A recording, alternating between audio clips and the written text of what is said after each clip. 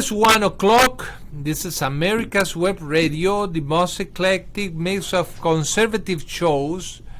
We are transmitting from Atlanta, Georgia, and this is Let's Talk Venezuelan. How are you? My name is Cat Fletcher, and I'm here alone today. Josie Cruz is on an assignment, and sometimes you have to fly solo. How are you, my friend? How you been? Good, thank you. Okay, and where is the legend David Moxley? He is in his office doing some business. Doing some business. Okay. How's business doing? Good? Okay. What about the numbers? The numbers of Let's Talk Venezuelan? They're good. Really? Yes. Improving? Yep. Okay, I think we are the number 3 program here, isn't it? I think so. Yeah? Okay. We appreciate our people who following us every week. And pretty soon we'll bring also sponsors to the radio stations, hopefully. After a lot of time without in a dry season. Okay, now what's the problem? The European Union brought sanctions to 19 top heads on the Venezuelan government. And as a response, Venezuela expelled the head of the European Union after these sanctions. What happened? Well, Venezuela expelled the head of the European Union delegation in Caracas. Foreign Minister Jorge Arriaza announced on Wednesday in response to fresh sanctions imposed by the European Union on 19 high-rank officials. Speaking on national television, Arriaza said Isabel Brejante had 72 hours to leave the country. Today, by decision of President Nicolás Maduro, we have delivered an Isabel Brejante Hats, who is in recent years was the head of the European Union delegation in Venezuela, the declaration as person non grata, he said. According to the Vienna Convention regarding diplomatic relations, she has given 72 hours deadline to leave the Venezuelan territory. On Monday, the European Union imposed sanctions on 19 Venezuelan officials and is accused of undermining the opposition electoral rights and serious violations of human rights in the country, after allies of Maduro won legislative elections in December that the Venezuelan opposition, as well as several other countries, said they were fraudulent. Anything that looks as the United States is just a coincidence. The European Union said the measures are reversible and are not meant to affect the Venezuelan population. These targeted measures are designed not to have adverse humanitarian effects or unintended consequences for the Venezuelan populations and can be reversed, the Council of the European Union said in a statement. The sanctions froze the assets and imposed travel bans on 19 officials in view of the deteriorating situation in Venezuela following the December 2020 elections, according to the statement. The European Union said it maintains sanctions on a total of 55 individuals in Venezuela. Footage aired on Venezuelan state television showed Arriaza presenting Brilliant, a national of Portugal, with a document that says formally declare the decision that she is no longer welcome in Venezuela. We did it because there are 55 decisions that they call in the European Union or the United States system sanctions if they have any moral authority, Arriaza said. nor do they have a legal one authority to impose punishment in any kind of citizens of any other nations that are not within the European Union, much less in Venezuela, he said. Mr. Arriaza, you are wrong. In the European Union says that the move undermines the bloc's efforts to support negotiations in dialogue in the crisis-gripped nations. The European Union profoundly regrets the decision by the Venezuelan authorities to declare the European Union head of delegation in the country as persona non grata. Nabila Masrali, European Union spokesperson for Foreign Affairs and Security Policy, said in a statement, "This will only lead to further international isolation of Venezuela. We call for this decision to be reversed," she said. Opposition leader Juan Guaidó, who in 2019 declared himself the interim president of Venezuela, boycotted the legislative election, saying they have never going to be a free and fair race. Final results showed allies of Maduro winning by an overwhelming margin, giving them majority of the nation's National Assembly. The United States, under the Trump administration, recognized Guaidó as the legitimate leader of Venezuela. President Joe Biden, who took office on January 20, has reaffirmed that recognition, but the European Union earlier in January dropped this recognition of Guaidó as interim president after the vote, which led to Guaidó losing his position as head of the National Assembly. Several other Western countries continue to recognize Guaidó as the rightful leader of the nation that is suffering from a long-standing political and economical crisis. Venezuela is also gripped by hyperinflation and a lack of critical supplies like clean water, food, and energy. Okay.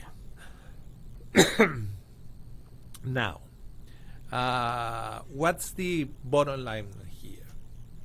Simple.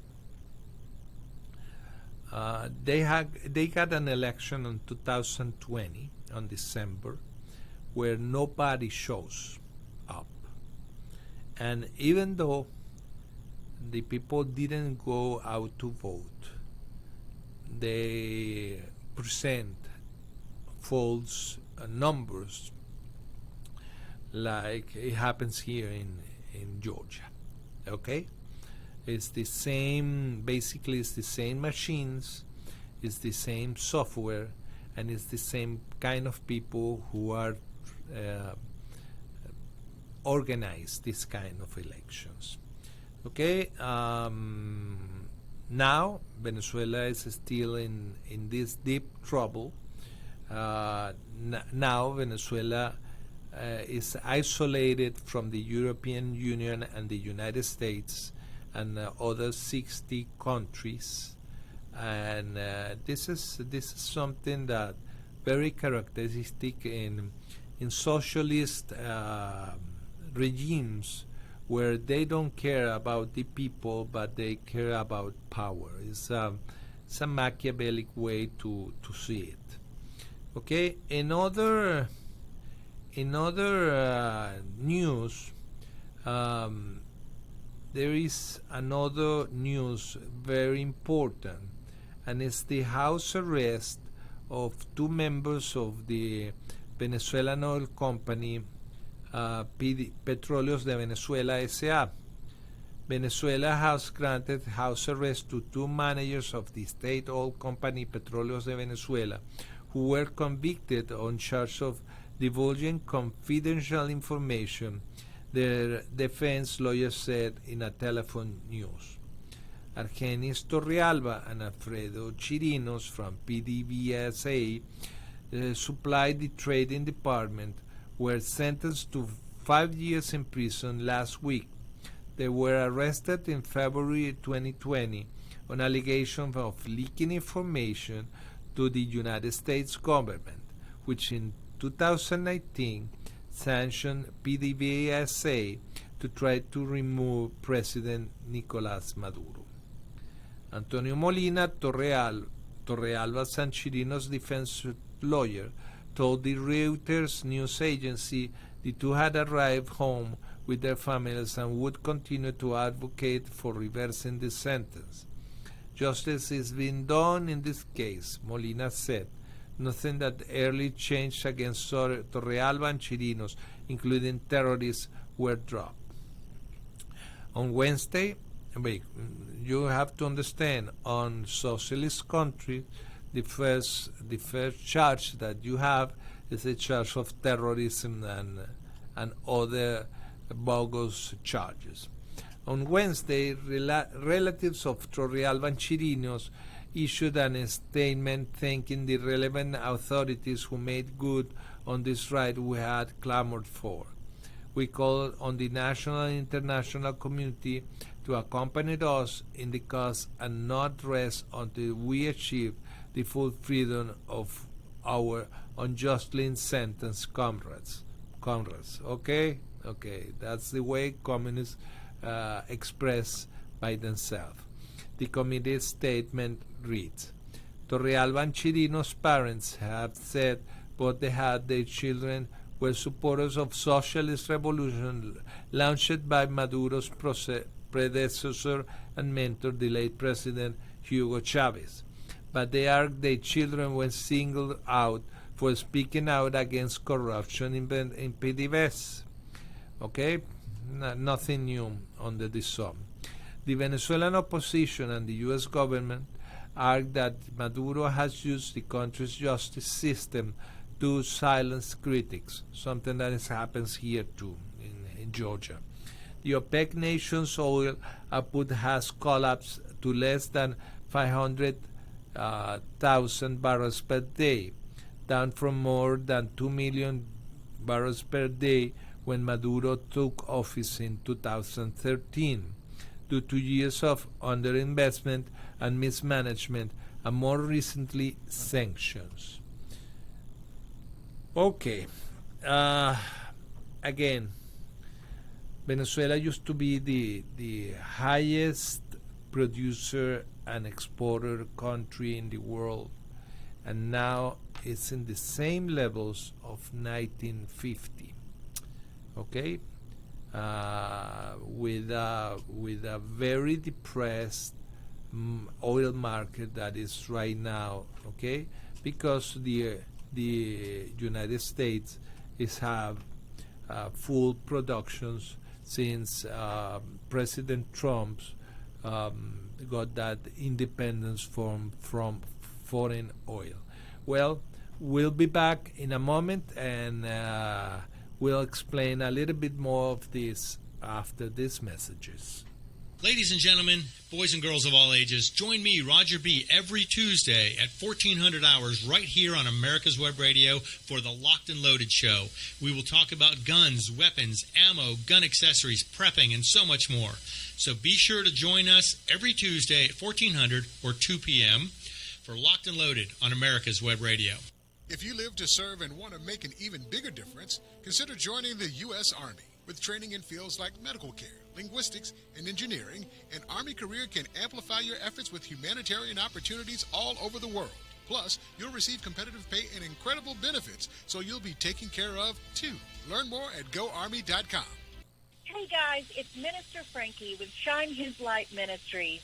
It's getting cold outside and winter is coming. It's time to shine a little light on our friends on the street. We're collecting blankets and coats for the homeless all winter long.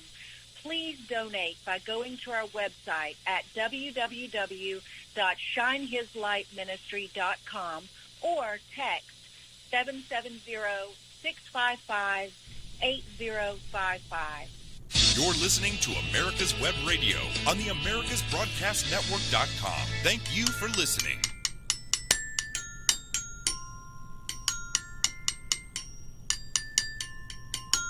Well, we are here a little bit behind on our schedule.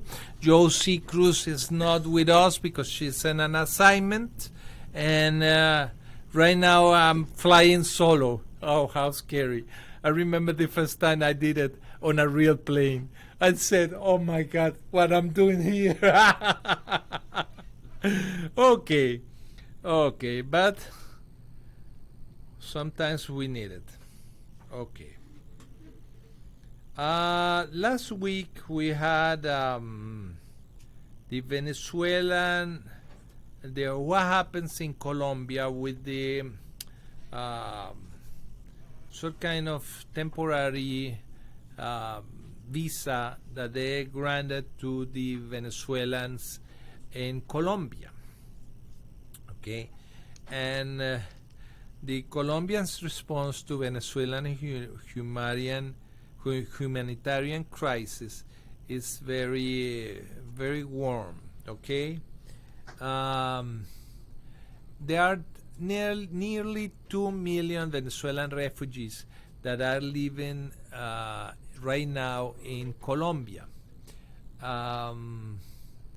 and you know it's a vast border that we have with the Colombians, and the relationship between those two neighborhood countries were less that friendly for the last 20 years since President Chavez were elected, and he expelled a lot of Colombians who lived in the border in a lot of cities along the border. But right now there is a very deep crisis in Venezuela. More than 5 million Venezuelans have fled their country, and almost half of them are in Colombia. Nearly 2 million people are living in the neighboring country without stability or visas. Now the Colombian government is offering an alternative for Venezuelans living there. Colombian President Iván Duque hopes this measure will get the country international help from one of the largest humanitarian crises in the world. We heard about this possible path to legal residence from an Al Jazeera correspondent from Venezuela currently in Colombia. Well, the problem is big because there were accusations of a lot of corruption. A lot of money were granted to the opposition that's supposed to funnel those resources to the humanitarian crisis in the border, and none of that money arrived to the people who need it. Something new? No, it's not new. The basic problem in Venezuela is the socialist mentality. And when you see the opposition and the government, basically they are the same people, the same ideas, and the only thing that you see is it's a run for who took over the government, but they don't have really a program where you really need to address the basic economics needs of the people. And that means that without freedom, without the freedom of enterprise, you have nothing. And what happened? Well, Venezuela is with this kind of government guide economy since the 50s, and Well, the country that used to be the most prosperous country in Latin America right now is having levels of poverty that rivals Haiti. So right now there are 25 million Venezuelans inside the Venezuelan territory, but the GDP every year since the last 5 years it's going backwards in a pace of around 15% per year. So there are a lot more population, there are less resources, they produce less because all the companies that used to produce right now are even broke or even take over by the government. Okay, now what does that mean? Okay, that means that you have in Venezuela a process that is known as the Fabianism, and it's made by an Italian communist that says that in order to replace the system from open capitalism to socialism, you have to change the heart and minds from the people. And that brought us to a new thing. It happens that last week there were a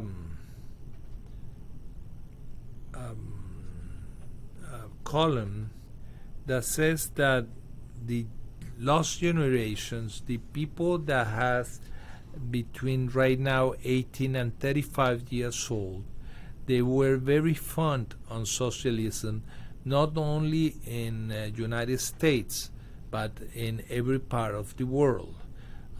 It's one of the requirements of the this guy Gramsci, Antonio Gramsci, who said that you have to replace the hearts and minds and from something that is you came from the basic produce by yourself and be by yourself and be dependent of the government, and the government will provide you on everything. And it's a kind of religion, okay? Because you right now believe in the government instead to believe in God, and that's very sad. But that's what happened in Venezuela for a long time. You know, we've been taught a lot of things that in the long run results on a very sad situation, because they believe that the socialism is the way of the future, and the socialism is very scientific. Every part of the world that was implemented, either in Russia, in Latin America, Far East, the economy directed by socialism is not working. Okay, and if the economy is not working, well, the rest of the society fail. Okay, next week we will have Robert Alonso. He was invited a long time ago to this program, and he came with a proposal named "Don't Mess with My Son, with my my son and daughters, and it's a very nice movement towards the implementation of a new way to educate and to form politically our children that for a long time were indoctrinated into socialism. Okay, in Venezuela, for example, we adore some people named La Generación del 28, a bunch of people that they changed the history of Venezuela for worst. I know that some people said, you're crazy if you said that the best president of the 20th century in Venezuela was Juan Vicente Gómez, but you know something, he was. He took power when Venezuela came from 90 years of continuous wars since the independence wars in 1810, and when they took power in 1899, Venezuela never had a real period of peace. And from that on, when the people from the Andes came to Caracas, the first thing that they had to do is to pacify the country, and they did until it took a lot of time, up to 1927 with the Falk expedition, but he pacified the country. He was legit in the way that a person who came from a war is legit, but in 37 years that he was as the strong man in Venezuela, he only had the title of president for 13 years. The rest of the period, we had a lot of civilian presidents, a lot of people that really did a good administrative work, and we came from a country that had a lot of debt and very poor because we were destroyed by wars, and we had a president that left us a big legacy. And after this message, we will still talking about Juan Vicente Gómez, his legacy, and what's going on right now. This is Let's Talk Venezuela. Whether cruising the strip in a 57 Chevy or taking the family on a vacation in a 71 Oldsmobile Vista Cruiser, you need to tune in to Classic Cars with Steve Ronaldo and Jim Weber every Saturday from 8 to 9 a.m. on americaswebradio.com. Ladies and gentlemen, boys and girls of all ages, join me, Roger B., every Tuesday at 1400 hours right here on America's Web Radio for the Locked and Loaded Show. We will talk about guns, weapons, ammo, gun accessories, prepping, and so much more. So be sure to join us every Tuesday at 1400 or 2 p.m. for Locked and Loaded on America's Web Radio.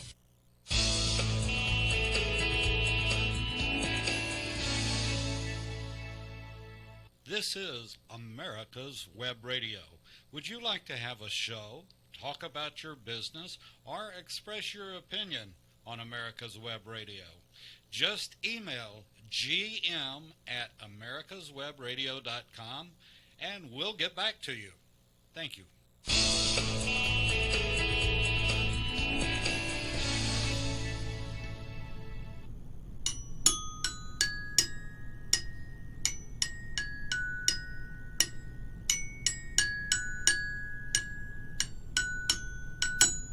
This is Let's Talk Venezuela. Okay, what happened? Basically, the President Juan Vicente Gómez, the General Gómez, he came to power in 1899, and he died in power in 1935. And he left us a country, when he took power, a country destroyed by a war, invaded in 1903 by the English, the British, the French, and the Germans and the Italians that wanted to take over Venezuela because of the debt that Venezuela had. And thank goodness of President Theodore Roosevelt, who says no, the European countries has nothing to do with any kind of business with Latin America. And he negotiated in 1903 a treaty with these European countries and said, okay, let's make this deal. You drop all the interest that you said that you have to charge, and let's allow Venezuela to pay this debt in 50 years time. So that means that Venezuela had 50 years time to repay this debt. And how? Okay, the United States took over the customs and the ports, and with that money, Venezuela was paying over on the time this debt. But what happened? Happens that Juan Vicente Gomez took over the finance. He was a very good administrator. He hired the best minds in that time, and at that moment he said, okay, I want to Venezuela be free of any kind of debt by the year 1930. And he did it with 2 years in advance. Okay, by 1929 Venezuela was free and clear of any debt. The Venezuelan currency, the bolivar, was a very stable money that worth 1.6 times its own value in gold. We need to talk about this later on with more people, but the thing is that Venezuela in 1935 was one of the richest economies, even though it was not developed, but was of the most prosperous countries in the world. Looking at the rest of the world that was into a deep depression, economic depression, that at the end lead the world into what we know now as the Second World War. Well, when we're talking about the replacement of the ideals and ideas, we have to understand something. This is not new. The United States is fighting communists from the inception of the USSR in the 20s, and it was January 10, 1963, that Congressman Albert S. Herlong Jr. from Florida. He was a Democratic from the Democratic Party, but he was a truly great American. From Florida, read the list of 45 communist goals for America into the congressional record. The purpose of him reading this was to gain insight into liberal elite ideas and strategies from America that sounds awfully familiar today. Okay? The list is attributed to Cleon Skousen, researcher and author of The Naked Communist. On Wednesday's episode of Pat Gray Unleashed, Pat and producer Kit revisit Cleon Skousen's book and compared it to the current state of affairs in America and the Democratic Party platform. Do any of these hit close to home? Here is the list. 1. The United States should accept coexistence as the only alternative to atomic war. Okay, if you remember, one of the first standoff that President Trump had was the conversation with the Korean leader that threatened the United States with an atomic war. And President Trump said, beware that our nuclear button is a lot bigger than yours. Okay? So, but that happens under President Trump's tenure. Second, U.S. should be willing to capitulate in preference of engaging in an atomic war. Again, that's the socialist and communist thinking. But when they test the President Trump's willing, they said, we are messing with the wrong guy.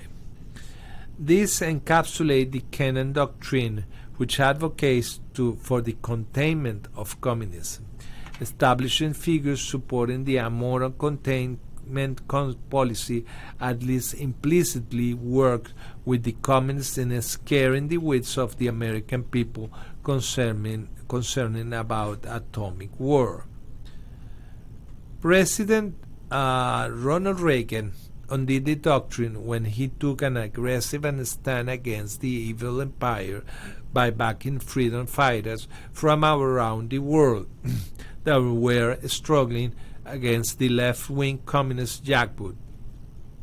As a result, the Soviet Union and its satellites imploded, a considerable and unexpected setback to the international communist edifice. 3. Developed the illusion that total disarmament by the United States would be a demonstration of moral strength. The nuclear freeze advocates support a freeze on. 4.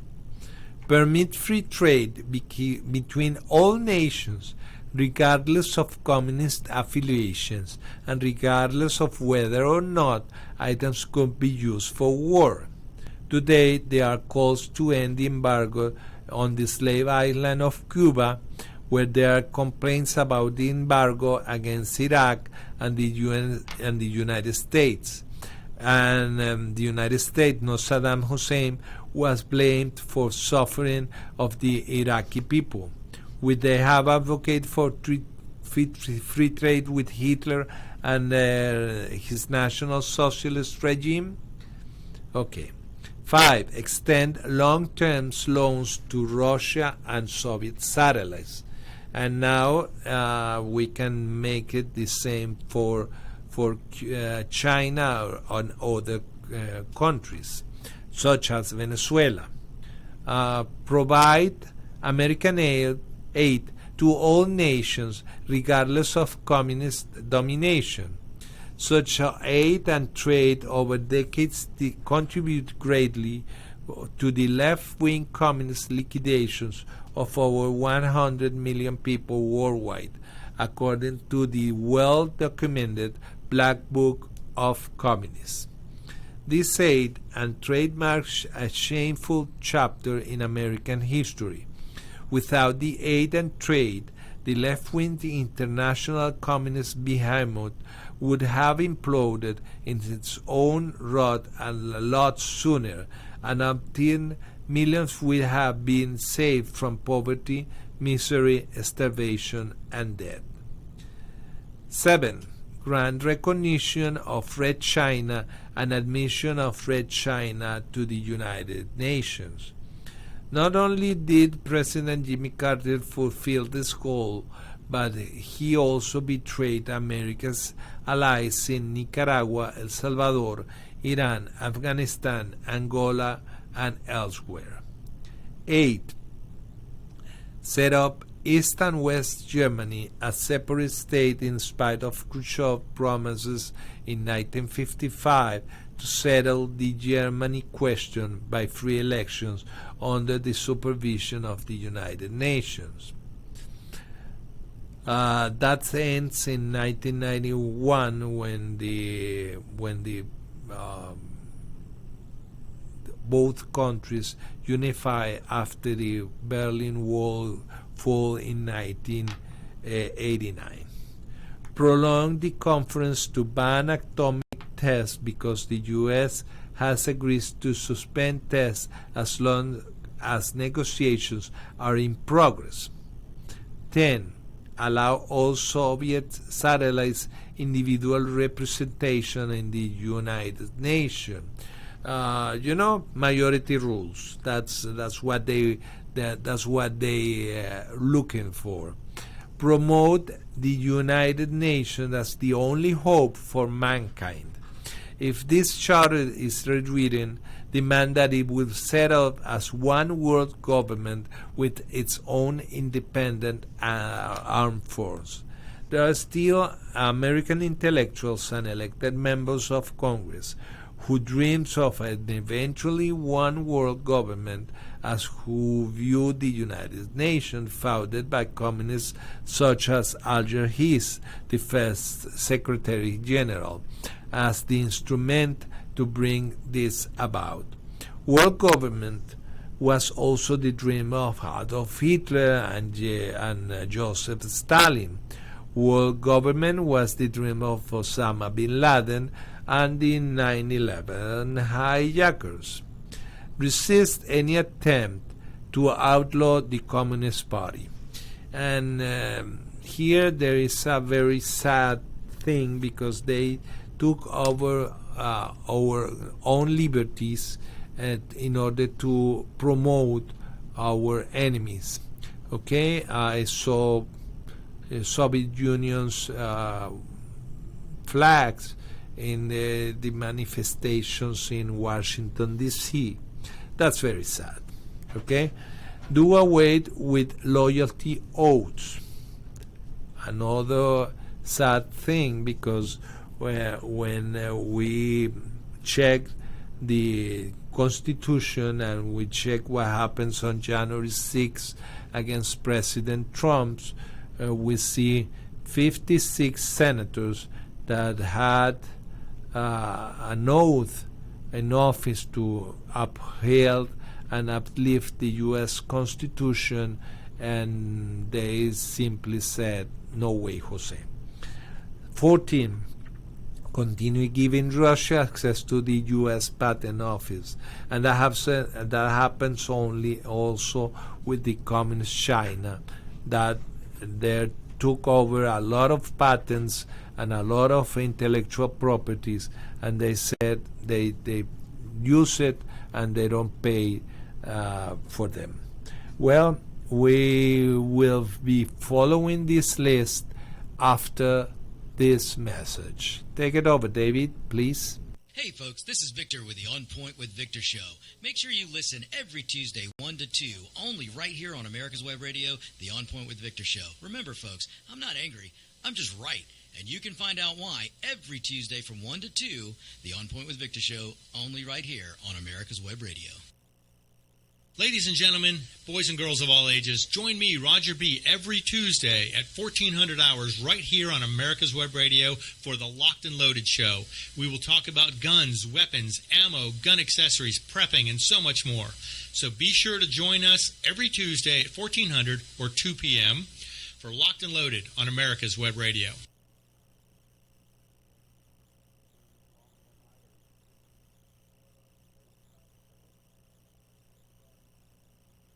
Hi, I'm Dr. Mike Karuchak. Join me and my co-host, Dr. Hal Schertz, every Thursday morning at 8 a.m. and listen to the Doctor's Lounge, where you get a private insight into the conversations that doctors have amongst themselves. Join us Thursday, 8 a.m. every week. You're listening to America's Web Radio on the AmericasBroadcastNetwork.com. Thank you for listening.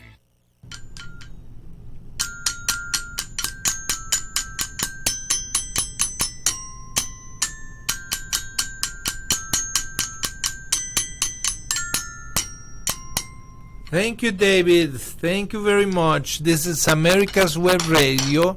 This is Let's Talk Venezuelan, and this is the last quarter of our program.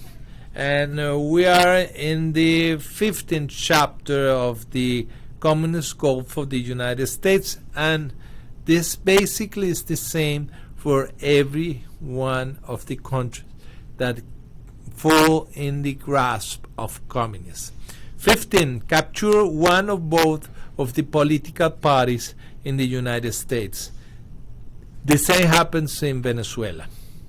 The same people, 50 years ago, 40 years ago, that were with Acción Democrática and COPEI, they are now part of the PSUV. So it's not something new. In his book, Reagan's War, Peter Schweitzer demonstrates the astonishing degree to which communists and communist sympathizers have penetrated the Democratic Party. In this book, Schweitzer writes about the presidential election of 1979, and there's nothing new about that. And we also have this problem with the Democratic Party, but also with a lot of people inside of the Republican Party that are not really, they are recognized as rhinos, Republicans in name only, and they have a political agenda that is not distinguished from the Democratic Party, and that's sad and that's scary. 16. Use technical decisions of the courts to weaken basic American institutions by claiming their activities violate civil rights. This strategy goes back to the founding of the American Civil Liberties Union by Fabian socialists Roger Baldwin and John Dewey, and communist William Z. Foster and Elizabeth Gurley Flynn, among others. 17. Get control of the schools. Use as transmission belts for socialist and current communist propaganda. Soften the curriculum. Get control of teaching associations. Put the party line in textbook. This happens in Venezuela, and is happening right now in the United States. 18. Get control of all student papers. Okay? 19. Using student riots to foment public protest against programs and organizations that are under communist attack. The succeed of those goals from communist perspective is obvious. Is there any doubt to do it so? No, I don't think so. Infiltrate the press, get control of book review assignments, editorial writings, policy-making positions. Fortunately, gain control of key positions in radio, TV, and motion pictures. Fortunately, people such as David Moxley, President and CEO of America's Web Radio, isn't it strange just to say, no way. You can have a battle on this field, and we present the battle on this field. That's why we're here right now, talking about how the communists took over control of a lot of countries, and they are in the process to took over the United States of America if we allowed it. Okay? Continue discrediting American culture by degrading all forms of artistic expression. An American communist cell was told to eliminate all good sculpture from parks and buildings, substituting shapeless, awkward, and meaningless forms. Control art critics and directors of art museums. Our plan is to promote ugliness, repulsive, meaningless art. Eliminate all laws governing obscenity, but calling them censorship and a violation of free speech and free press. 25. Break down cultural standards of morality by promoting pornography and obscenity in books, magazines, motion pictures, radio, and TV. 26. Present homosexuality, degeneracy, and promiscuity as normal, natural, and healthy. This is the Gramscian agenda of long march through the institution, spelled out explicitly, gradual takeover of the means of communications, and then use those vehicles to debauch the culture and weaken the will of the individual to resist. Today, those few who will stand still have the courage and advocate public morality are denounced as vicious and attacked as President Trump's by the actual Congress. Most Americans are entirely unwitting regarding the motives behind this agenda. 27. Infiltrate the churches and replace revealed religions with social religion. Discredit the Bible and emphasize the need for intellectual maturity does not need a religious crutch. This has been largely accomplished through the communist infiltration of the National Council of Churches, Conservative and Reform Judaism, and the Catholic seminars.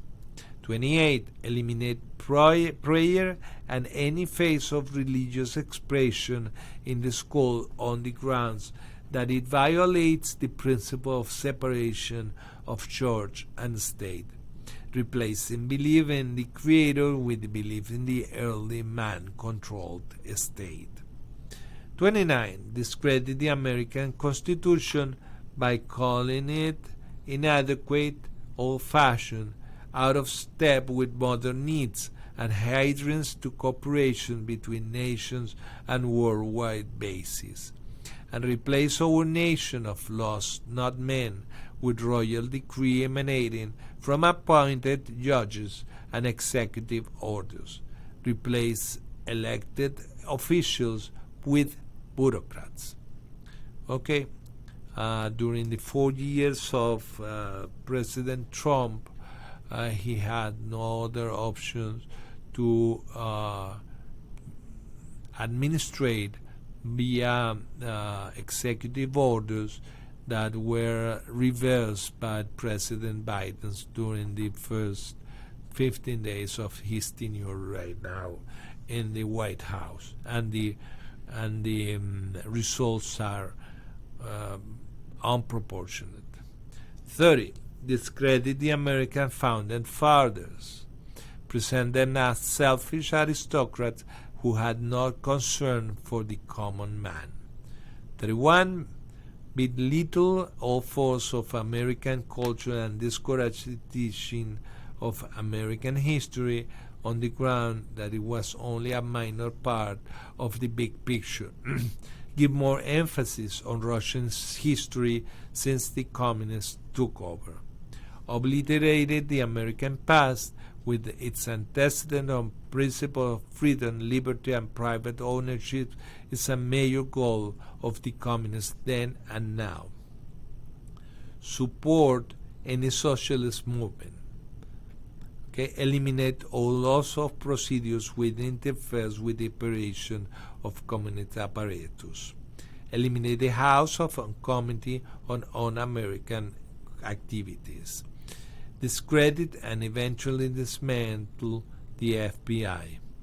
Infiltrate and gain control of unions, big business, and turn America into a socialist police state. And you can see that in Twitter, and you can see that in Facebook, and as you can see, the result is very sad, because our legislators, like Hank Johnson, allowed that because they do believe in communists and they do believe in the censorship. Okay, the Soviets used to send social misfits and those deemed politically incorrect to massive mental institutions called gulags. The Red Chinese called them.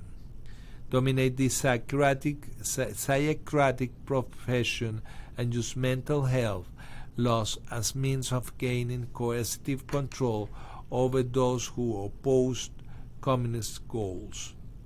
Psychiatry remains the bulwark of the communist agenda of fostering self-criticism and docility.